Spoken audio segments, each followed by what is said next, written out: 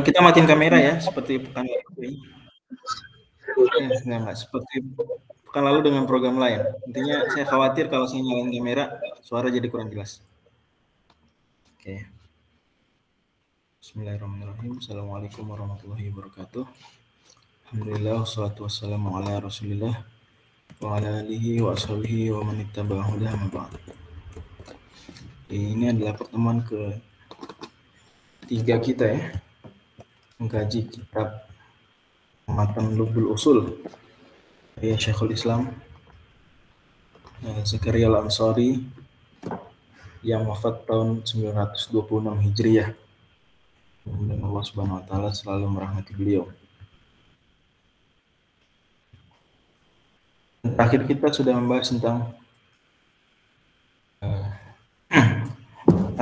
Al-Tahsin wa Taqbi al-Aqliyain. Begitu juga Syukrul Mun'im, dan itu semua turunan dari konsep apa? Semua itu turunan tahsin takbih aqliyain. Bosnya itu kita nggak setuju. Yang benar tahsin takbih syar'iyan dengan makna yang kita maksudkan ya. Dan syukrul mun'im, mensyukuri pemberi nikmat, wajibnya sesuai dengan syariat, bukan dengan akal.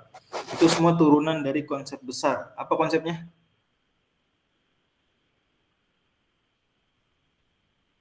Apa konsepnya? La hukma illa lillah. Inil hukmu illa lillah. Konsepnya bahwa tidak ada hukum kecuali dari Allah Subhanahu wa taala. Ingat nggak? Apa udah lupa? Ingat? Cek, suara saya terdengar nggak? Jelas, Ustaz. Oke, terdengar, ya. Tolong kita interaktif ya. Kalau nggak interaktif, mending saya rekam suara terus saya kirim aja. Kalau kita live begini, bagus interaktif. Tapi nggak perlu nyalain kamera ya, cukup suara.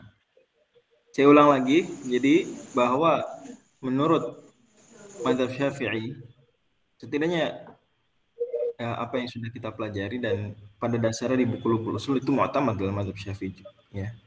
Dalam mazhab Syafi'i bahwa tahsin dan takbih, walaupun ini ada hubungan dengan akidah tapi nggak masalah ya, nggak masalah. Kan udah dimasukkan dalam buku ini jadi satu dalam usul fiqh. Bahwasanya tahsin dan takbih menganggap sesuatu itu baik, menganggap sesuatu itu buruk dengan makna ya, celaan secara syariat di dunia dan dengan makna hukuman di akhirat itu hanya landasannya syariat. Dan bahwasanya mensyukuri pemberi nikmat ini Allah Subhanahu wa taala, kalau kita menurut muslim atau siapapun yang merasa hidupnya dia diberi nikmat, itu wajibnya secara syariat, bukan secara akal. Ngomong kok ada suara mantul-mantul ya? Admin bisa nggak mute peserta gitu? Mohon maaf. Bang Zul, ada Bang Zul nggak?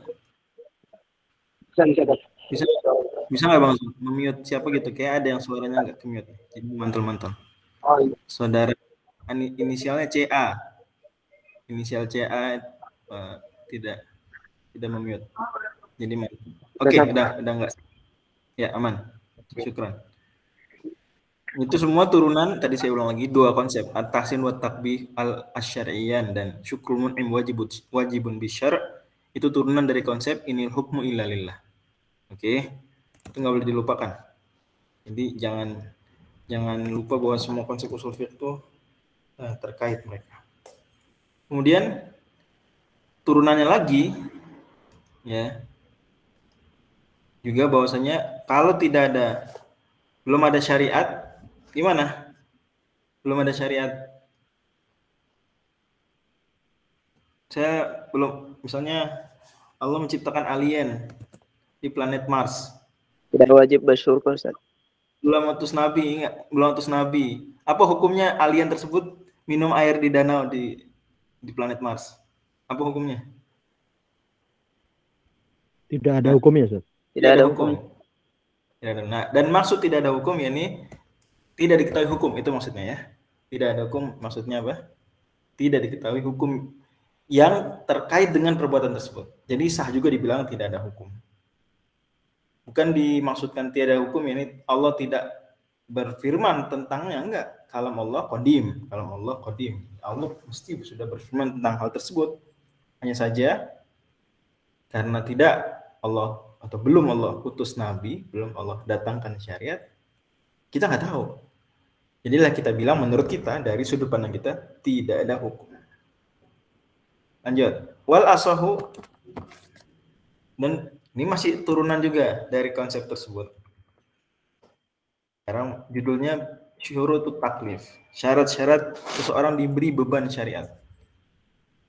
Kata Syekhul Islam, wal asahu, pendapat yang lebih benar, imtina'u taklifil ghafil. Bahwa ghafil secara bahasa orang yang lalai. Nah, orang yang lalai. Cuma yang dimaksud di sini seperti didefinisikan para usuliyin, juga dikutip oleh Syekhul Islam, itu man la yadri. Man la yadri. Dan maksud man la yadri bukan orang yang nggak tahu, begitu aja sederhana. Enggak, tapi maksudnya ai la yaqdiru ala fahmil khitab. Tidak mampu memahami, la yaqdiru ala fahmil khitab, memahami perintah syariat. Ala fahmil khitab. Sekali lagi saya ulang. Kata-kata man la yadri di Ghayatul Usul dan juga di misalnya Badrut Thali, Al-Badrut Thali, itu maksudnya bukan orang yang enggak tahu belas, tapi man la yaqdiru ala fahmil khitab, tidak mampu memahami perintah larangan syariat. Itu maksudnya. Contohnya, para ulama sebutkan ada 7 contoh yang masuk ke dalam kategori ghafil. Yang pertama majnun. Yang pertama apa? Majnun. Orang, mohon maaf, tidak waras. Orang tidak waras ngerti nggak kalau diperintahkan atau dilarang oleh syariat? Ngerti nggak dia? Tidak, Ustaz. Enggak. Nah, itu ghafil maksudnya itu ya.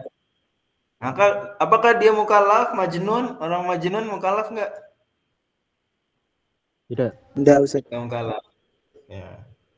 Karena seolah-olah bagi dia, karena dia nggak paham khitab, dia nggak paham. Khitab kan itu kan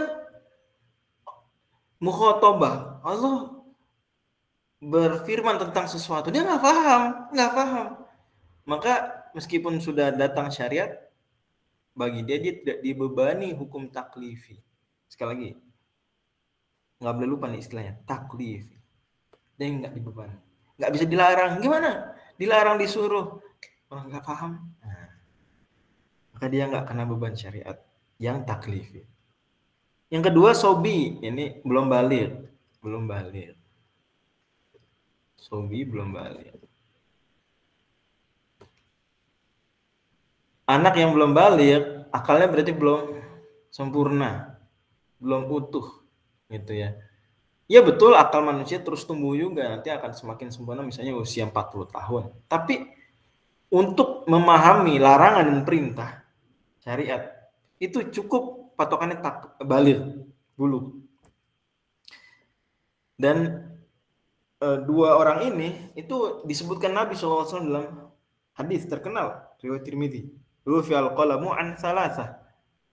Ya, tidak dicatat amal dalam hal ini konteksnya taklif dari 3 orang. Siapa? Anin naimi hatta yastayqid wa anis sobiyyi hatta yahtalim.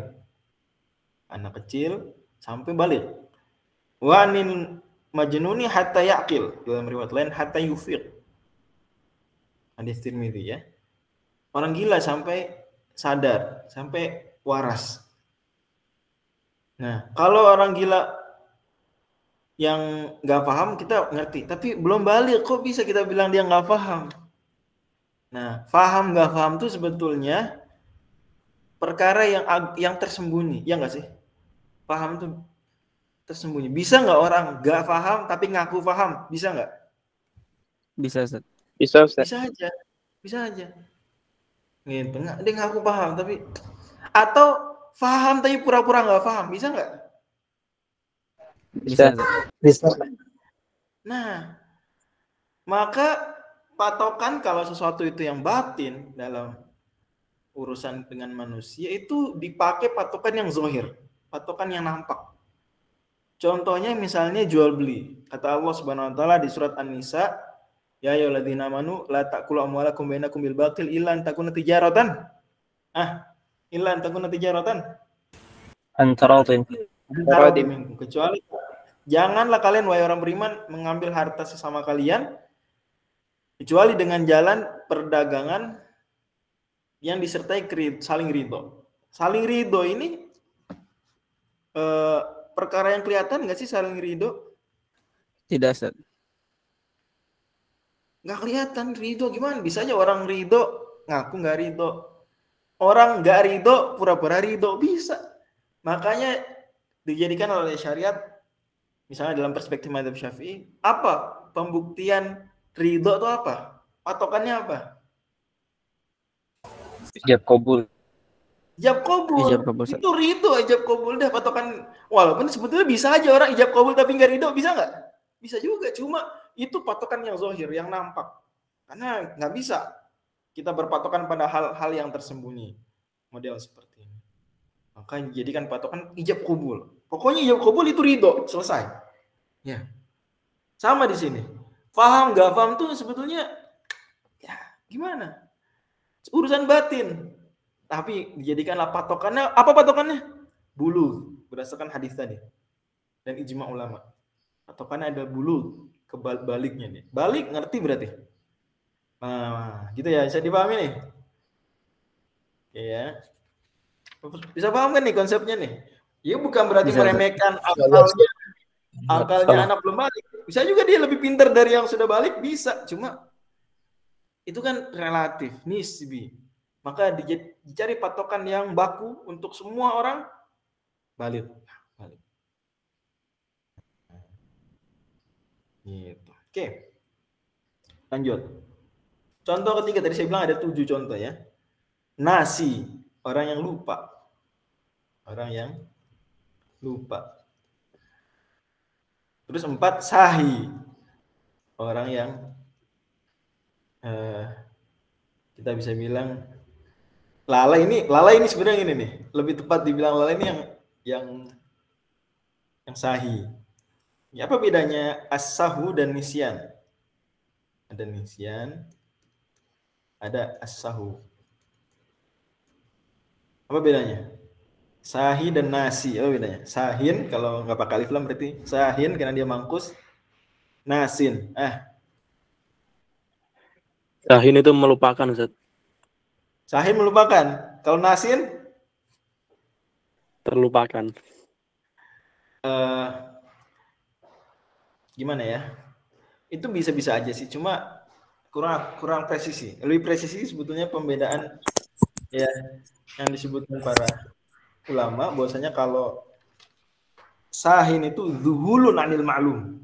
Disebutkan dalam al-Balad Tawali, sahin itu apa? Bahkan di Jamul Jawam yang aslinya wasahu kata Ibnu Subki, az-zuhulu anil ma'lum. Sahu itu lalai dari sesuatu yang dia ketahui. Lalai dari yang ia ketahui. Misalnya sujud sahwi itu kan, sahu, ya kan? Sujud sahwi. Dia tahu nggak sih sebenarnya kalau itu bukan tempatnya tasyahud awal misalnya. Dia tasyahud awal rakaat pertama. Dia tahu kan? Iya nggak? Dia tahu apa? Lupa apa? Nggak tahu. Dia tahu. Cuma waktu itu lagi apa? Zuhul. Lagi nggak ngeh. Lagi lalai dari yang ia ketahui. Itu sahu. Kalau nisyan itu zawalul ma'lum. Ya, zawalul ma'lum. Di as-sahu az-zuhul anil ma'lum. Lalai dari yang dia ketahui. Lalai. Kalau nisyan itu dia nggak lalai. Dia nggak lalai dia fokus serius, cuma Zawalul ma'lum. Hilang yang dia udah ketahuin. Dia udah pernah tahu terus hilang. Mana ya? Ya walaupun hilangnya mungkin kalau dalam teori ilmu saraf, ilmu neurologi ya nggak benar-benar hilang. Mungkin pindah tempat ke otak sebelah mana gitu misalnya, contoh. Sehingga bisa di-recall, dipanggil lagi. Tapi ya itu zawal itu. Zawal maklum. Karena dia udah serius, sadar, fokus. Aduh, apa ya kayak ujian. Pernah ngasih ujian, mau jawab tapi apa ya? Pernah nggak? Atau lagi setoran gitu, apa ya nih? Dia udah fokus padahal. Nah, itu nisyan. Zawal maklum, udah pernah tahu. Tapi zawal, hilang dari otak depan. Makanya Allah firmankan, la yadillu rabbi wa la yansa. La yadil ini Allah tidak pernah nggak tahu sebelumnya, dan kalau udah tahu nggak pernah lupa. Jadi nisyan itu zawal maklum. Nah dua-dua ini lupa dan lalai dia apa namanya diangkat taklif darinya, tidak mukallaf. Ya, sebagaimana Nabi SAW sabdakan dalam hadis riwayat Ibnu Majah, hadis Arba'in nomor 39. Apa hadisnya? Innallaha tajawaza li an ummati al khata' wan nisyan wa mastukrihu.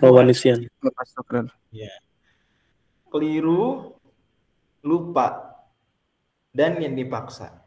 Oke, tapi intinya kita fokus pada lupa dan lalai. Kalau lupa aja diberi maklum, ya apalagi lalai. Lalai dia zuhul, lagi nggak ngeh, lebih layak diberi uzur, tidak diberi taklif. Oke, 1, 2, 3, 4. Yang kelima naim. Yang kelima apa? Orang tidur. Nah, tidur udah jelas ya. Maka tadi hadis At-Tirmidzi awalnya apa? Rufil qalamu an salasah anin naimi hatta yastayqil. Dari orang tidur sampai bangun, tidur. Kemudian yang keenam adalah al-mughma alaihi. Orang apa? Mughma alaihi, pingsan. Orang pingsan. Dan yang ketujuh adalah orang mabuk. Mabuk. Ustaz, jadi mabuk ini dia apa namanya? Masuk gofil. Iya, masuk gofil. Ya, masuk gofil. Hanya saja, dan berarti dia ghairu mukallaf. Hanya saja sebagaimana Imam Syafi'i tegaskan dalam Al-Um juga, bahwa kalau mabuknya itu karena dia sengaja mabuk melakukan keharaman minum khamr, maka dia dibebankan gitu. Dibebankan taklif. Ini pengecualian dari mabuk.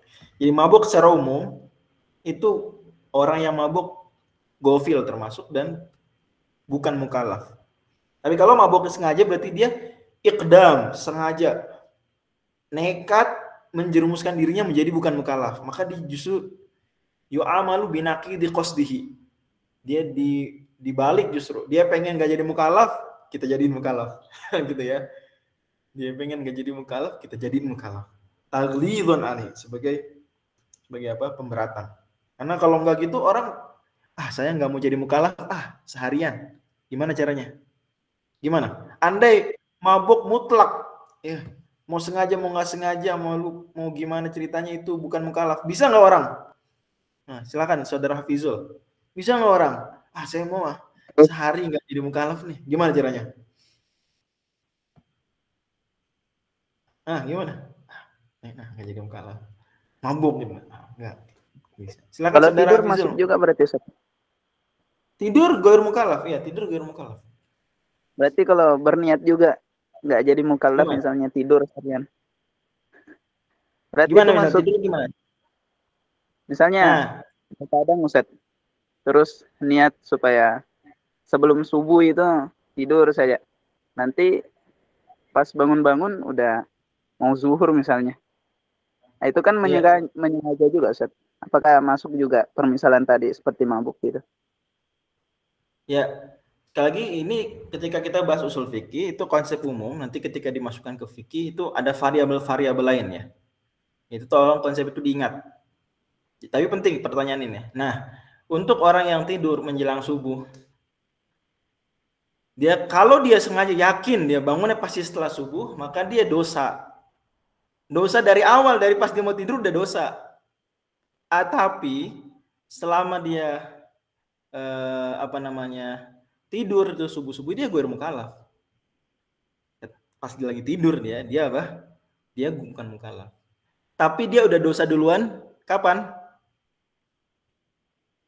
Pas mau tidurnya tuh. Karena dia melakukan tidur yang akan menggugurkan dia dari kewajiban, dari taklif.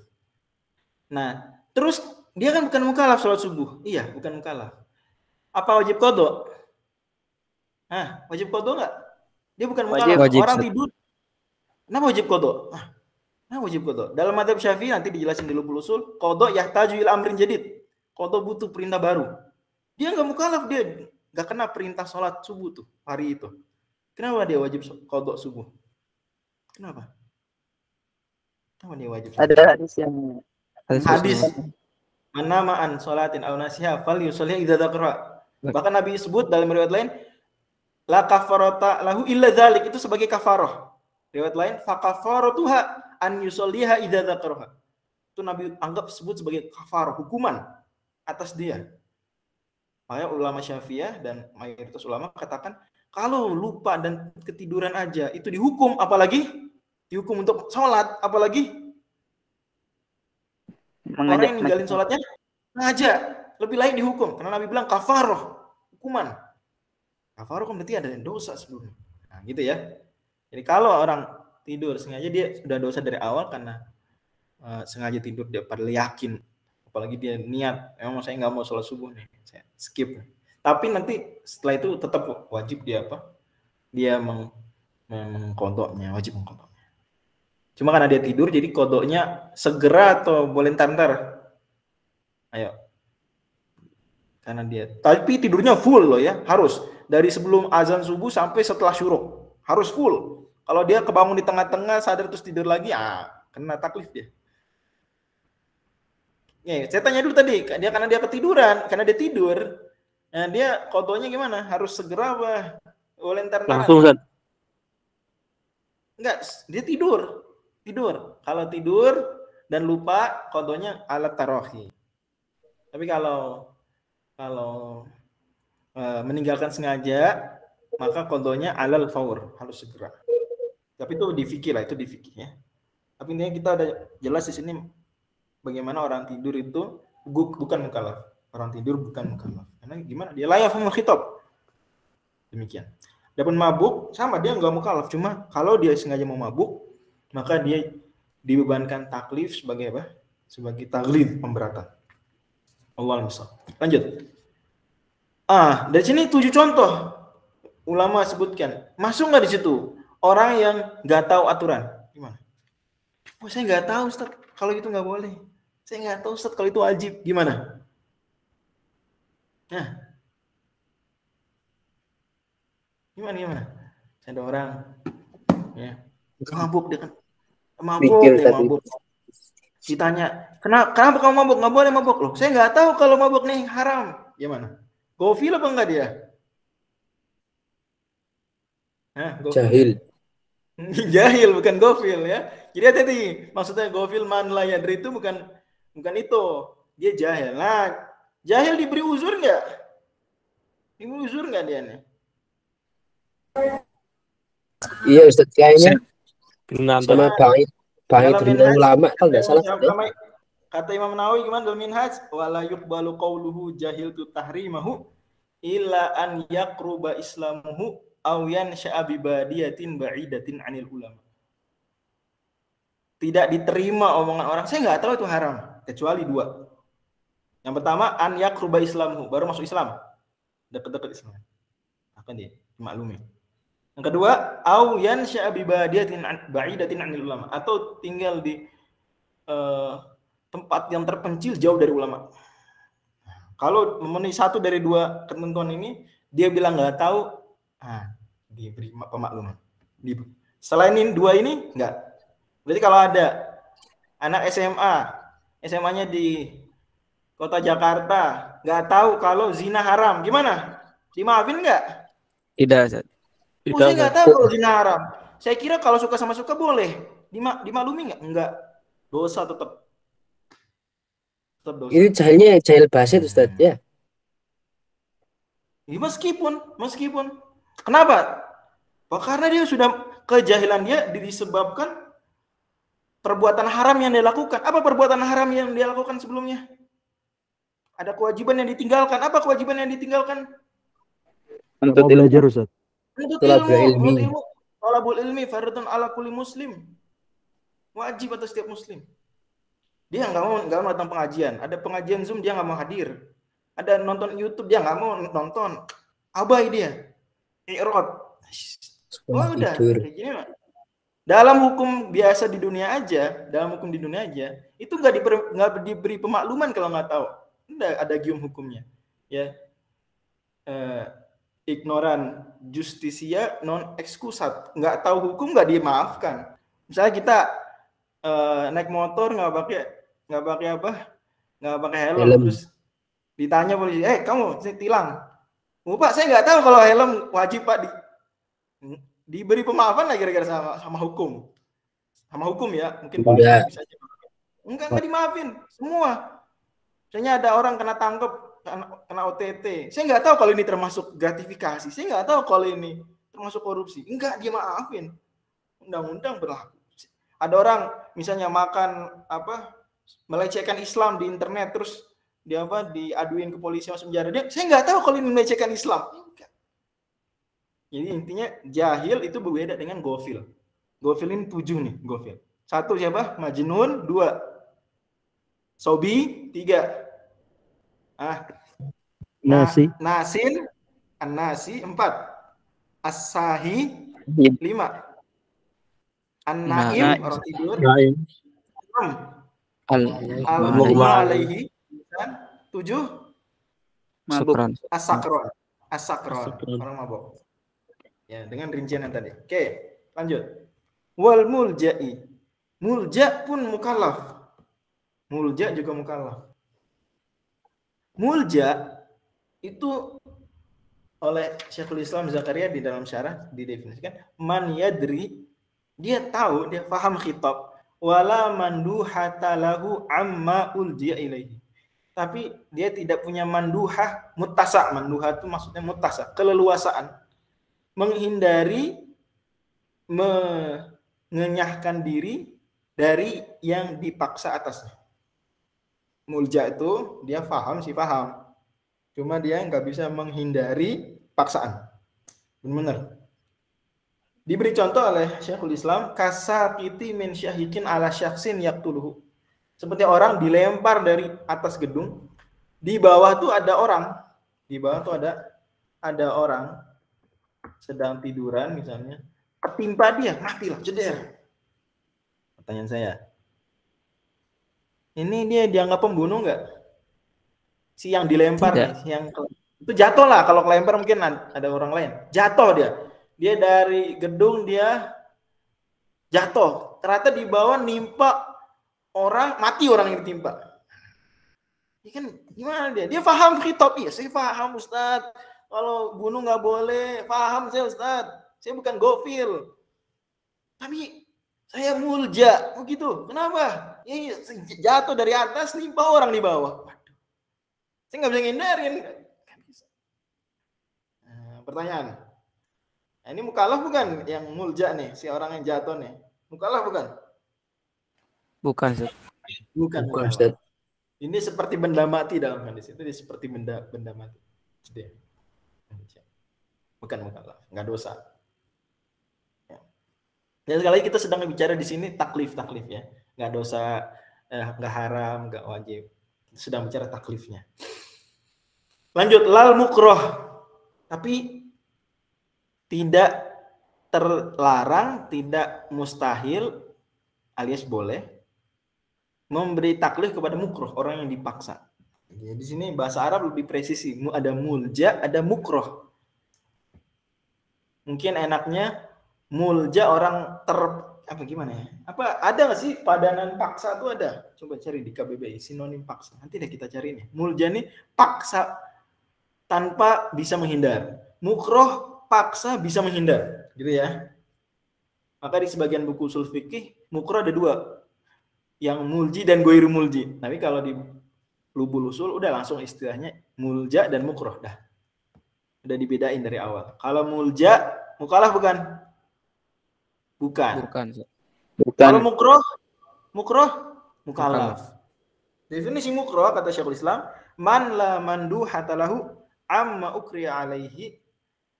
Ya, dia bisa illa bisobri alama ukriha bihi. Dia bisa menghindari paksaan tersebut dengan sabar.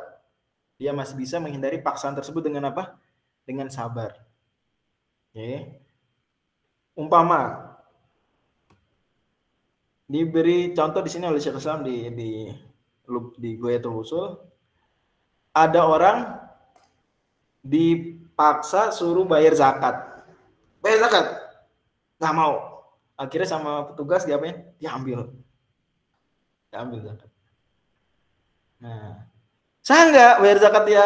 Gimana? Sah nggak? Dianggap sudah menggugurkan kewajibannya nggak? Iya. Udah. Ini kan dipaksa ya. Dia dipaksa. Orang dipaksa mukroh, dipaksa oleh petugas zakat, diambil hartanya langsung. Ya. Kan kata Nabi dalam hadis Tirmidzi, "Faman mana'aha fa inna akhiduha." Siapa yang enggak mau bayar, kami paksa ambil. Paksa tuh. Dia bisa enggak ngelawan petugas zakat? Bisa enggak?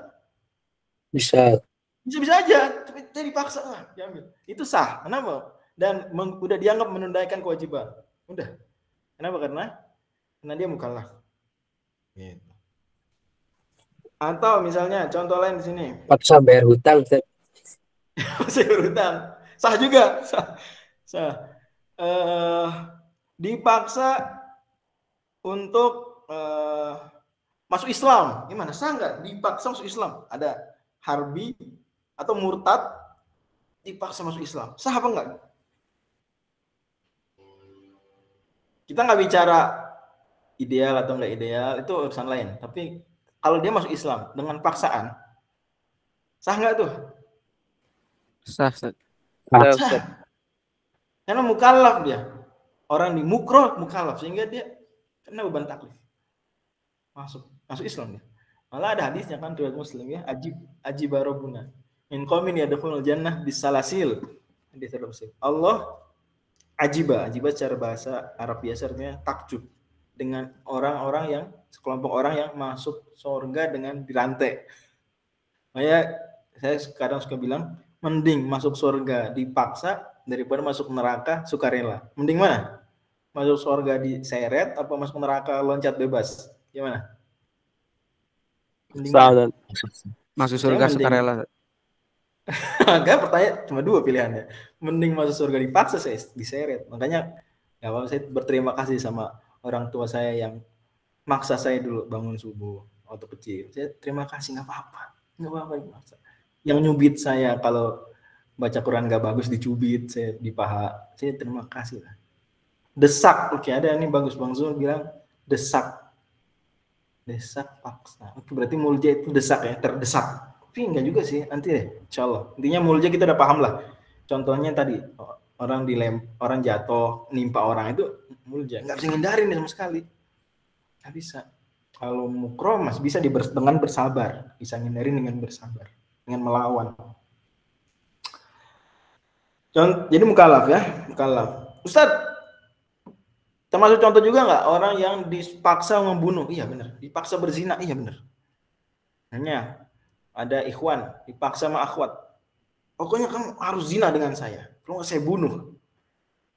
Pertanyaan saya, kalau dia berzina akhirnya dosa apa enggak? Nah, gimana? Ya, tergantung paksaan Ustaz ya. Dosa. Dan dalam mazhab Syafi'i yutasawwar al-ikrah fi zina bagi laki-laki.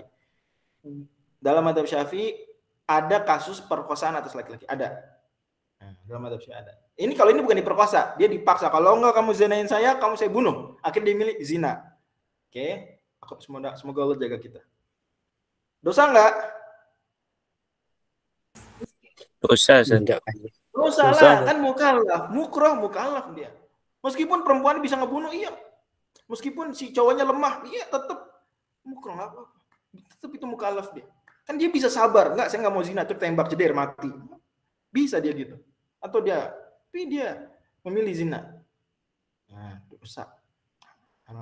Atau disuruh kalau kamu nggak bunuh X, kamu saya bunuh. Nah, udah pistol dan ditodong ke dia. Bunuh dia. Bunuh tuh si X. Sekarang tembak. Kalau kamu saya tembak. Gimana? Dosa. Boleh nggak dia bunuh X? Bunuh. Nggak boleh, Ustaz. Nggak boleh. Karena dia mukroh di sini. Dia mukroh. Mukroh mukallaf. Kalau dia ngebunuh dosa dia.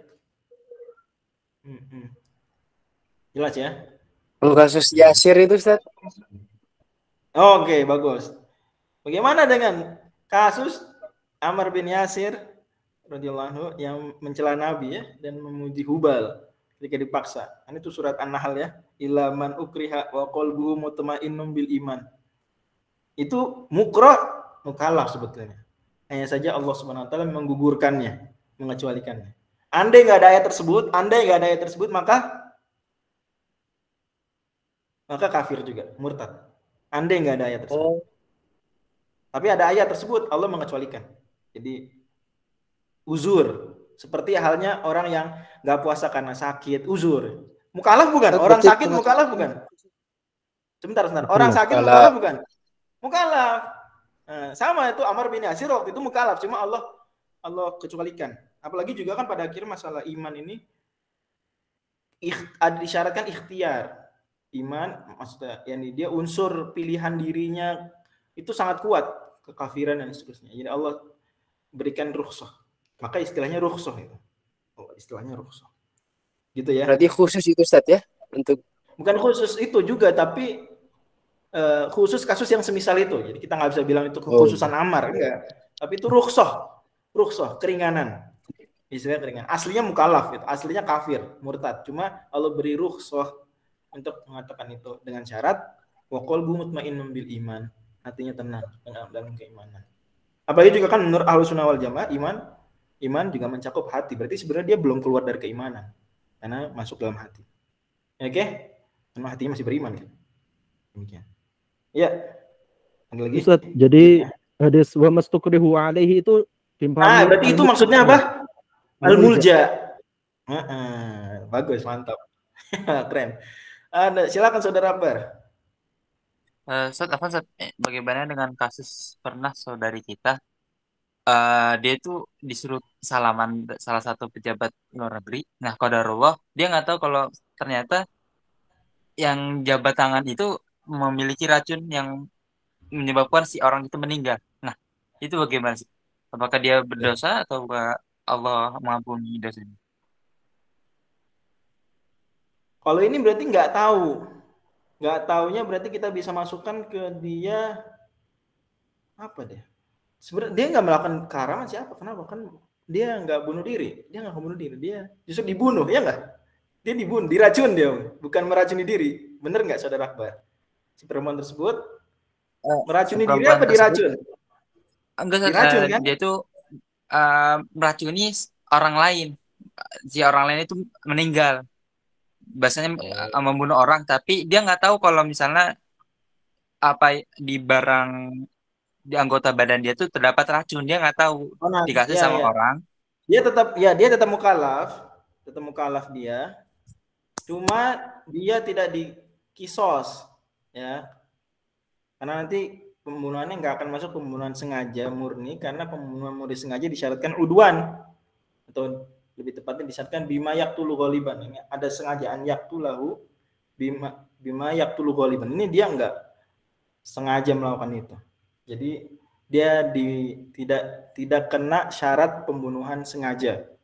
Tapi dia tetap mukallaf. Yang seperti itu mukallaf. Jadi kalau dia membunuh orang kayak gitu, dia tetap kena kafaroh pembunuhan tidak sengaja.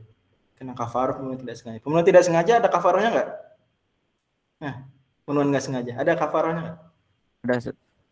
Ada kafaroh. Ada kafaroh berarti ada dosa. Berdasarkan nas ayat dan ijma. Ya, surat 4 ayat 92. Wa ma kana lil mu'minin ayyaqtul mu'minan illa khata wa man qatal minan khata'an fatahriru raqabatin. Tetap kafarah dia. Karena kafarah berarti mukallaf bukan? Tetap kafarah dia. Berarti mukallaf bukan? Mukallaf. Pembunuhan enggak sengaja juga dia mukallaf. Cuma hukumannya lebih ringan gitu aja. Tapi dia tetap mukallaf. Bisa difahami Saudara Akbar? Ustaz. Jazakallahu khairan. Jadi tetap dia dianggap pembunuh. Si akhwat tersebut tetap dianggap apa? Pembunuh. Ya cuma pembunuh yang enggak murni sengaja. Oke, lanjut. Wa ta'alaqul khitabu indana bil ma'dumi ta'alluqan manawiyan. Dan khitab ini larangan dan perintah Allah itu ya ta'alaq, nyangkut, berkait dengan, terhubung dengan para hamba, para manusia dan jin. Bil ma'dum meskipun belum ada. Nah, firman Allah, kalam Allah, Quran dan sunnah deh, Quran qadim. Bahkan menurut Athariyah pun Quran qadim. Ya. Artinya Allah sudah selesai memfirmankan seluruh Quran sebelum manusia ada. Sebelum makhluk ada semua. Oke? Quran qadim. Ahmad katakan Al-Quran qadim. Pertanyaan, Allah ketika di Quran kan ada ayat dirikanlah sholat.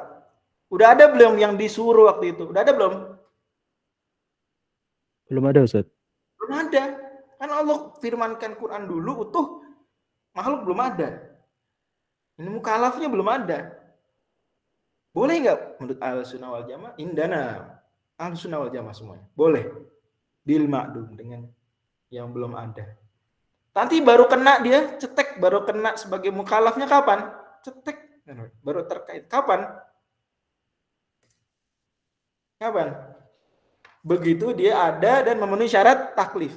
Begitu dia diciptakan, sering lahir, kemudian balik, nah baru tuh kena dia firman Allah apa? Wa aqimus shalah. Baru kena firman Allah wala taqrabuz zina. Padahal Allah sudah berfirman wa aqimus shalah dan wala taqrabuz zina sejak azali. Oke, sejak azali. Sebelum ada semua makhluk. Dan itu sudah terkait dengan yang enggak ada, bil ma'dum. Tapi ta'alluq apa? Ma'nawi. Bukan ta'alluq tanjizi. Bukan ta'alluq tanjizi, kita singgung pertemuan sebelumnya, ya. Kalau ta'alluq, kapan ta'alluq tanjizi baru terkait dan dia kena beban? Kapan itu? Begitu dia sudah menjadi mukallaf. Sudah memenuhi syarat taklif, dia lahir, kemudian balik, cetek, baru dia kena wala taqrabuz zina. Baru secara ta'alluq tanjizi, baru dia kena wa aqimus shalah. Sebelum itu dia sudah kena juga, cuma secara makna saja. Ta'alluqun maknawi. Gitu ya. Wallahu misal. Intinya nggak masalah. Quran qadim dan hamba baru ada belakangan, itu nggak masalah. Nggak masalah. Ya. Analoginya adalah walillahi matsalul a'la. Misalnya ada peraturan kampus. Pada tahun sekarang 2023 diumumkanlah semua mahasiswa fakultas teknik dilarang membawa mobil ke parkiran fakultas. Semua mahasiswa fakultas teknik dilarang membawa mobil ke parkiran fakultas. Paham nih? Paham nggak? Bayangin dulu. Paham, Ustaz. Paham. Oke. Peraturan ditulis tuh peraturan. Atau disampaikan lah oleh siapa? Oleh pihak kemahasiswaan atau sejenisnya. Pertanyaan saya, itu peraturan terus ada tuh.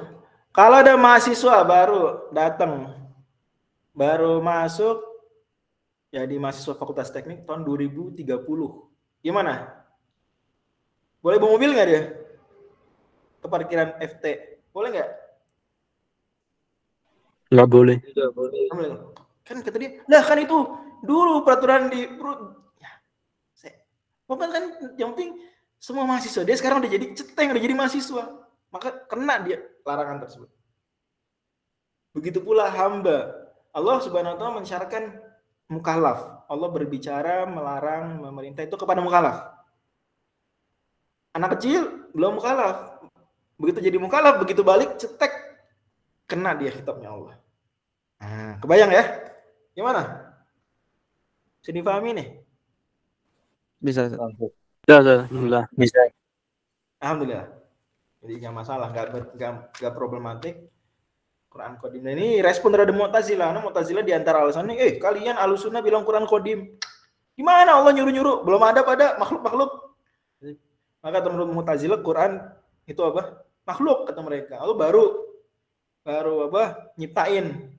firman-Nya itu baru baru Allah ada kan ya, setelah makhluk ada. Enggak lah. Lanjut. Fa in iqtadu fi'lan ghairu kafin iqtidaan jaziman fa ijabun. Kalau kitabnya Allah, firman-Nya Allah, larangannya dan perintahnya Allah. Kitab secara umum. Iqtadu ini menuntut tolaba fi'lan. Iqtadu sini tolaba, menuntut perbuatan tapi ghairu kafin. Perbuatannya tidak boleh berupa kaf, berupa menghindar, berupa tidak melakukan. Jadi kalau ada ayat merintahkan misalnya gini, wazaru zahiral itsmi wa batinah. Tinggalkanlah dosa yang nampak dan yang sembunyi-sembunyi. Pertanyaan saya, wazaru zahiral itsmi wa batinah. Wazaru. Zaru ini fi'il apa secara bahasa Arab? Fi'il apa? Amr. Fi'il amar ya. Amar. Wazaru. Amr. Tapi dalam usul fiqh ini amar apa nahi? Tinggalkanlah. Nahi. Ini nahi ini ya, oke? Ini nahi. Tinggalkanlah. Ini justru apa? Nahi. Hati-hati. Oke. Apalagi ayat misalnya?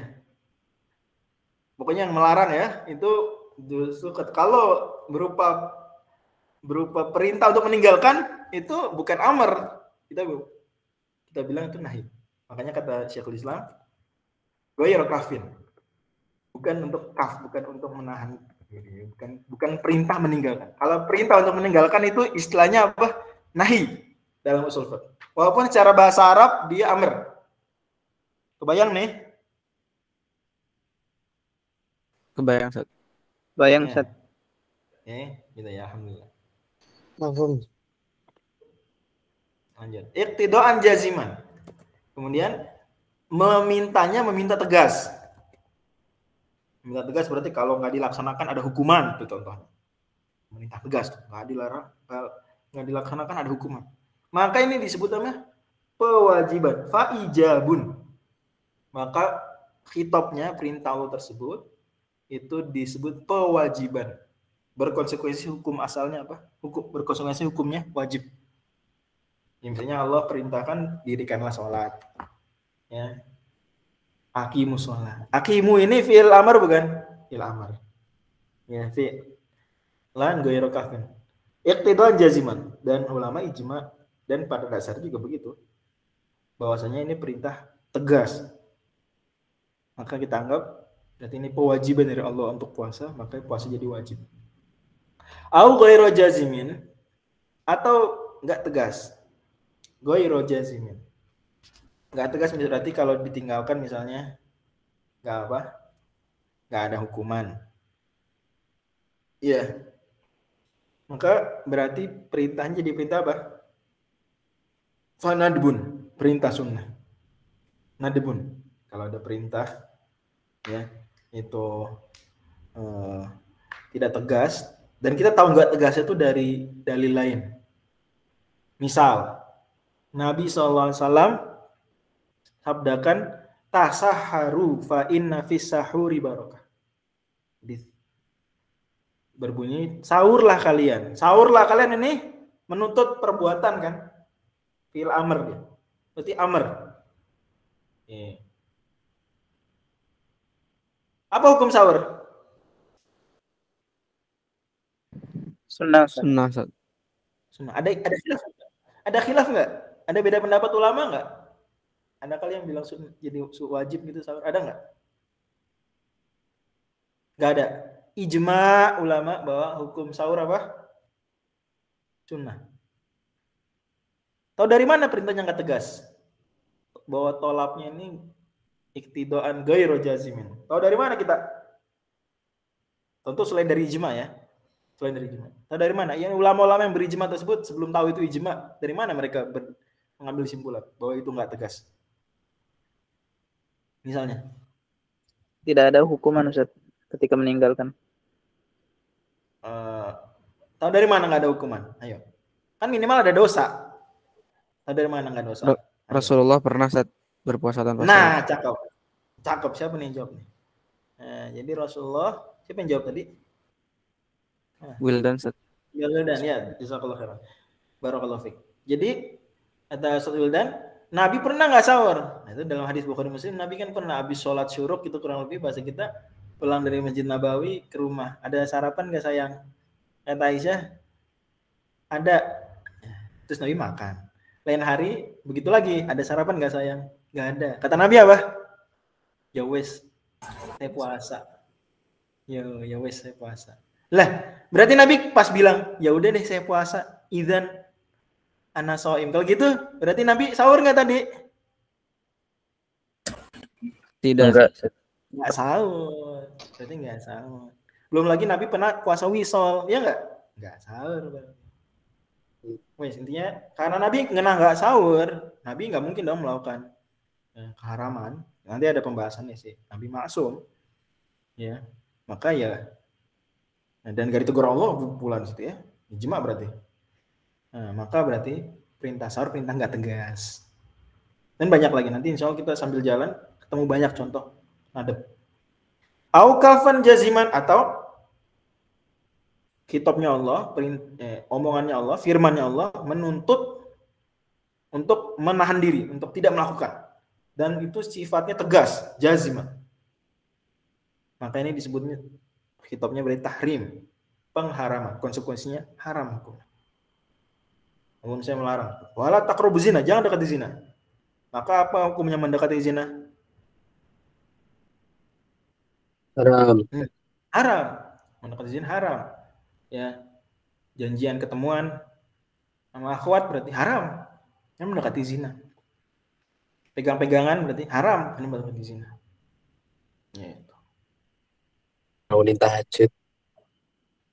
Au ghairu jazimin binahin maksud.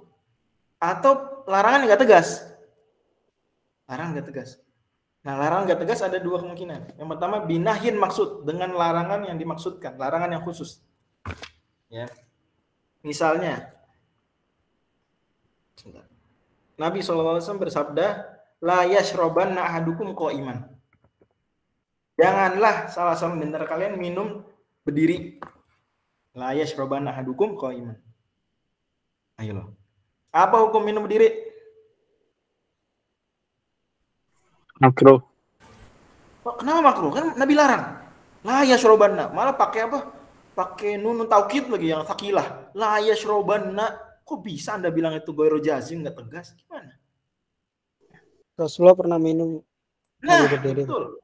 Syariba ma zam-zam qa'iman. Nabi pernah minum zam-zam berdiri saat haji wada. Ya.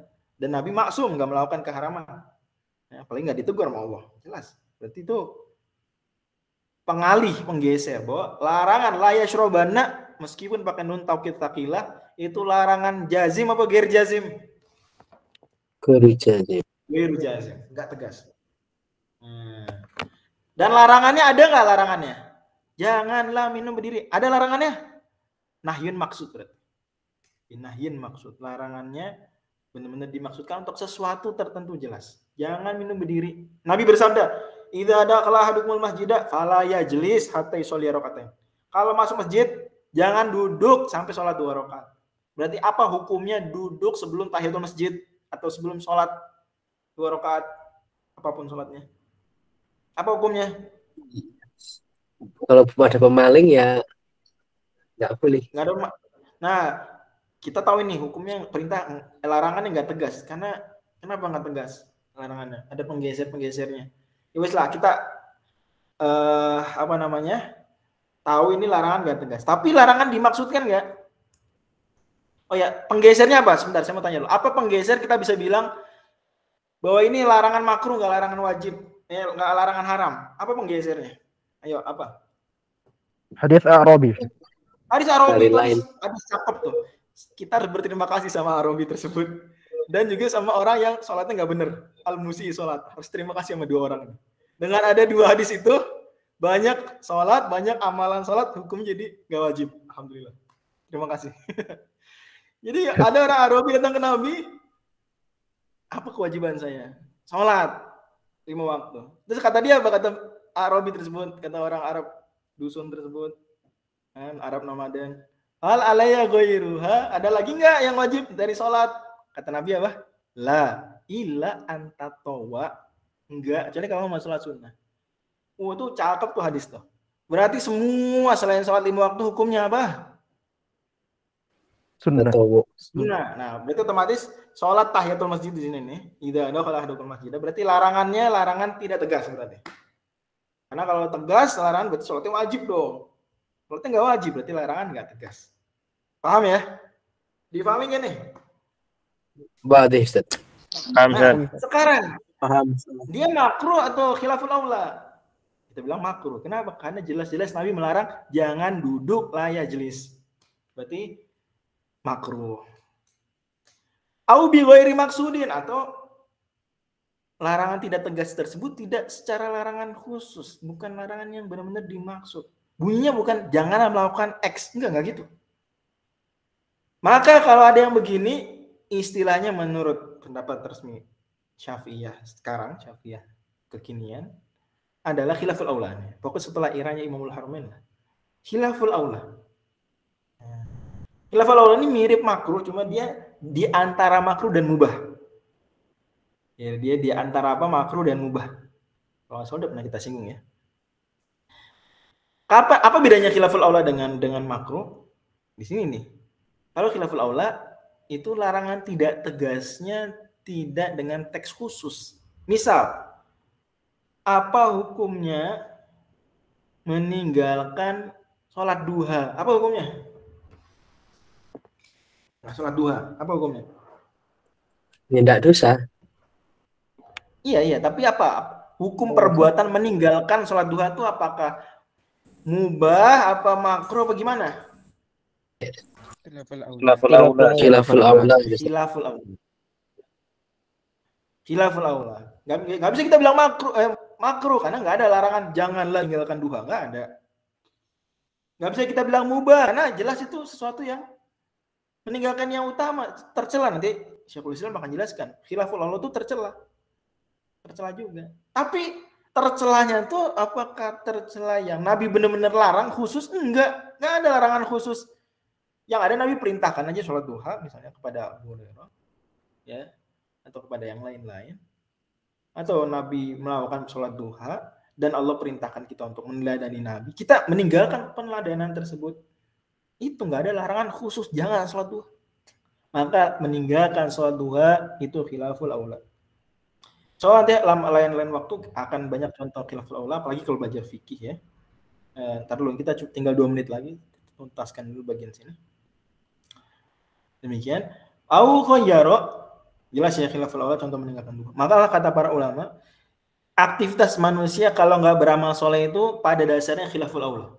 Aktivitas manusia kalau gabut nggak ngapa-ngapain, nggak melakukan amal soleh itu khilaful aula.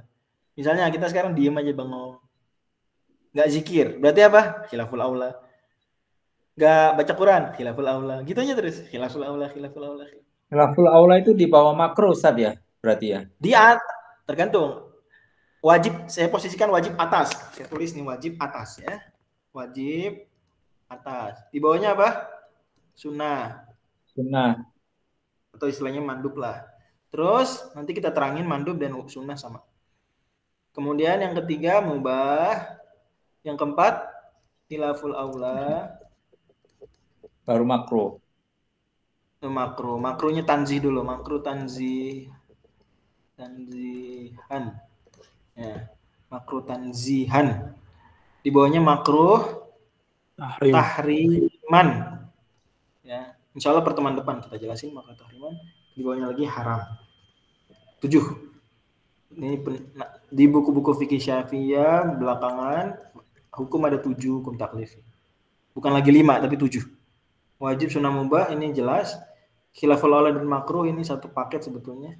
Tapi dengan pembedaan tadi, makruh tahriman dengan haram sepaket, sama-sama dosa, cuma ada bedanya. Insya Allah di pertemuan pekan depan kita bahas.